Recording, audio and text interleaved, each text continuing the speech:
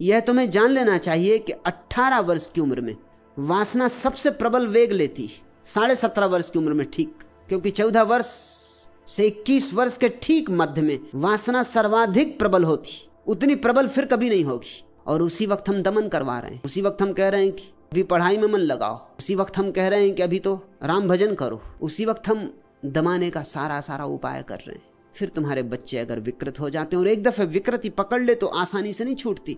ध्यान रखना, जो प्राकृतिक है वो आसानी से उसके पार जाया जा सकता है, जो अप्राकृतिक है उसके पार जाना कठिन हो जाता है। अप्राकृतिक जटिल हो जाती, और अप्रकृति पैदा हो जानी स्वाभाविक है। 1000 तरह की विकृतियां संभव है, और सारी मनुष्य जाति विकृति से भर गई। 24 या 25 साल या 26 साल या जैसे जैसे सभ्यता आगे जा रही, उम्र बढ़ती जा रही विवाह की, क्योंकि इतनी शिक्षा पूरी होगी तब विवाह है। 25 साल और 30 साल के बीच में कभी विवाह होगा।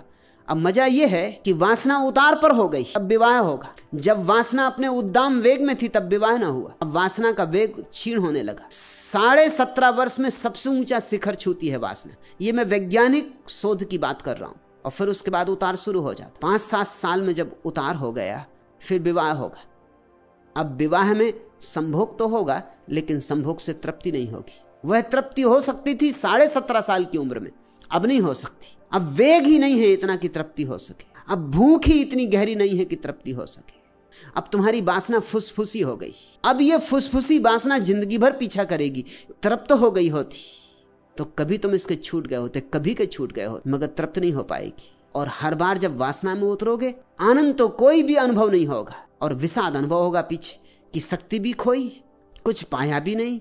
ये कैसी पशुता में मैं उतरता हूं। तो निंदा और घनी होती जाएगी। जितनी निंदा घनी होगी उतने ही तुम उतरोगे तो जरूर, और अपने को चाहोगे कि ना उतरता तो अच्छा था। तुम्हारे भीतर विरोध खड़ा हो जाएगा, द्वंद्व खड़ा हो जाएगा। एक हिस्सा जाएगा और एक हिस्सा खींचेगा।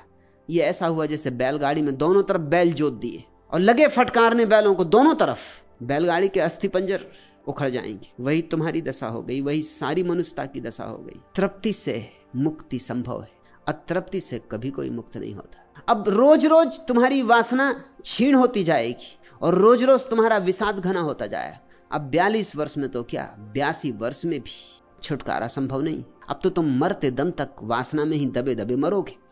और तब तुम्हें पंडितों, पुरोहितों, साधु संतों की बातें बिल्कुल ठीक मालूम होंगी। ये समझने की कोशिश करो, क्योंकि वो कहते हैं कि वासना सिर्फ दुख है, और तुम्हारा अनुभव भी कहेगा कि हां दुख है। अब ये बड़ा अद्भुत तर्क हो गया।